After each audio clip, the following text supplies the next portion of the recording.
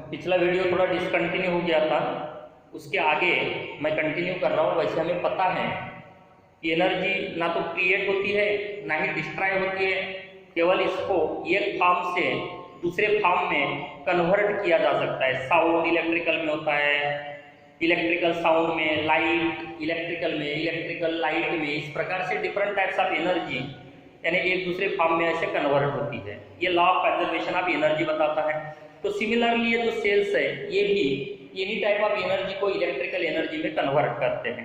जैसे समझो अगर केमिकल एनर्जी को कन्वर्ट करना है इलेक्ट्रिकल एनर्जी में तो उनको इलेक्ट्रोकेमिकल सेल्स कहा जाता है। वो अगेन दो टाइप की होती है। जहाँ जब अपन आएंगे करंट इलेक्ट्रिसिटी में वगैरह तो वहाँ थोड़ा सा उसके बारे में डिस्कस करेंगे। प्राइमरी सेल होती है, सेकेंडरी सेल होती है। प्राइमरी सेल यानी जैसे ड्राई सेल वगैरह यूज करो, यूज होने के बाद रिप्लेस।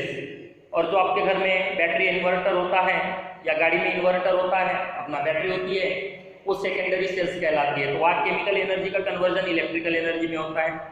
जनरेटर लगाते हैं अपन लाइट जाने के बाद, ये मैकेनिकल एनर्जी को इलेक्ट्रिकल एनर्जी में कन्वर्ट करता है। और आज का हमारा जो टॉपिक है वो फोटो इलेक्ट्रिक सेल है, तो ये लाइट एनर्जी को इलेक्ट्रिकल एनर्जी में कन्वर्ट करता है। Photo electric cell works on the principle of photoelectric effect. That means whenever a light of suitable frequency, यानी कि ये कंडीशन सेटिस्फाई करने वाला सर्टन कैथोड का जो भी थ्रेशोल्ड फ्रीक्वेंसी होगा, इंसिडेंट लाइट की फ्रीक्वेंसी अगर उससे बराबर या उससे ऊपर है तो हमें फोटो इलेक्ट्रिक इमिशन मिलेगा। फोटो इलेक्ट्रॉन्स इमिट होंगे और उसके कारण फोटो इलेक्ट्रिक करंट फ्लो होगा। तो ये जो भी सेल है ये फोटो इलेक्ट्रिक इफेक्ट पे वर्क करती है। तो एक सिंपल अगर कंस्ट्रक्शन की बात करें किस प्रकार की होती है ये, तो एक नॉन मेटेलिक बेस होता है, उसके ऊपर एक ग्लास एनवेलप होता है, उस ग्लास एनवेलप के अंदर दो इलेक्ट्रोड्स एनक्लोज्ड होते हैं। कैथोड जो होता है वो कॉन्केव सिलेंड्रिकल है, पूरा सिलेंडर का आधा पार्ट ले लो, वो उस शेप में दिया जाता है। उसके इनर सरफेस को अल्कली मेटल से कोट किया जाता है, पॉलिश किया जाता है और उसके एग्जैक्ट एक्सियल पोजीशन पे रॉड के फॉर्म में ये एनोड रखा जाता है। दोनों को फिर ये नॉन मेटेलिक बेस पे फिक्स किया जाता है और कनेक्टिंग पिंस बाहर निकाली जाती हैं। उन कनेक्टिंग पिंस के साथ एक की सीरीज में और बाद में एक बैटरी कनेक्ट की जाती है along with the rheostat and the meter to measure the ammeter to measure the current due to photo electrons, जो जनरली माइक्रो एमिटर में होता है। जैसे ही सुटेबल फ्रीक्वेंसी का लाइट मतलब ये कंडीशन सेटिस्फाई करने वाला किसी भी वे में तो इंसिडेंट कराया जा रहा है समझो उसके ऊपर, या इंसिडेंट हो रहा है किसी सोर्स से किसी भी वे में, तो जैसे ये कंडीशन सेटिस्फाई होगी फोटो इलेक्ट्रॉन्स एमिट होंगे। कैथोड को नेगेटिव पोटेंशियल पे रखा जाता है, एनोड को पॉजिटिव पोटेंशियल पे रखा जाता है। तो एमिटेड जो फोटो इलेक्ट्रॉन्स है वो अट्रैक्ट हो जाएंगे एनोड की तरफ और सर्किट में से करंट फ्लो होगा जिसको हम फोटो इलेक्ट्रिक करंट कहेंगे। तो ये सिंपल उसका वर्किंग है। जब भी लाइट इंसिडेंट होगा, कंडीशन अगर सेटिस्फाई होगी न्यू ग्रेटर देन और इक्वल टू न्यू जीरो, तो इस सेल में से इलेक्ट्रिक करंट फ्लो होगा and light energy is converted into electrical energy and therefore it is called as photoelectric cell. Symbolically उसको इस प्रकार से बताया जाता है, एक सर्कल, ये कॉन्केव जो ऐसा बताया गया है वो कैथोड है और ये डॉट यानी कि एनोड टॉप व्यू बताया गया है वहां।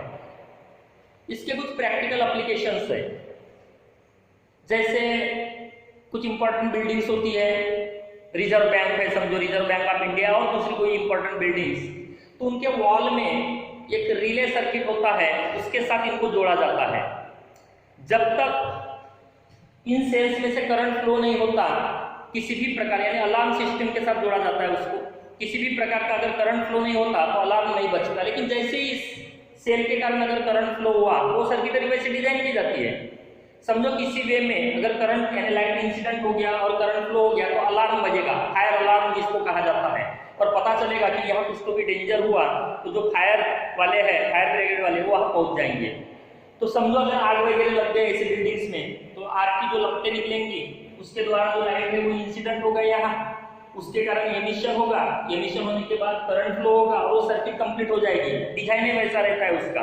और फिर अलार्म बजेगा, पता चल जाएगा कि आग लगी, कहाँ लगी, तो तुरंत वहां पहुंच जाएंगे फायर ब्रिगेड वाले और उसको यानी बुझाया जाएगा। तो ऐसे इसमें उनका उपयोग लिया जाता है।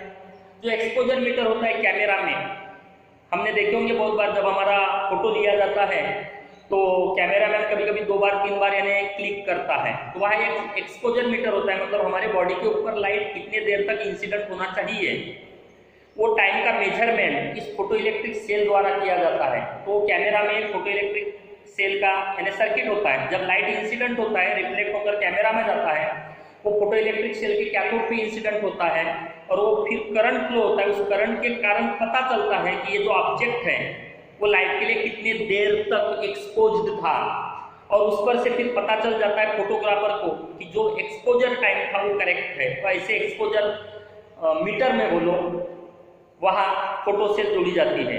एक लक्स मीटर होता है जिससे डायरेक्ट इंटेंसिटी का मेजरमेंट होता है, डायरेक्ट इंटेंसिटी मेजर होती है लक्स में। तो वहाँ भी उस लक्स मीटर में भी ये जो फोटो इलेक्ट्रिक सेल है उपयोग में लाया जाता है। टीवी ट्रांसमिशन जो पिक्चर्स होते हैं उसमें फोटो इलेक्ट्रिक सेल उपयोग में लाया जाता है।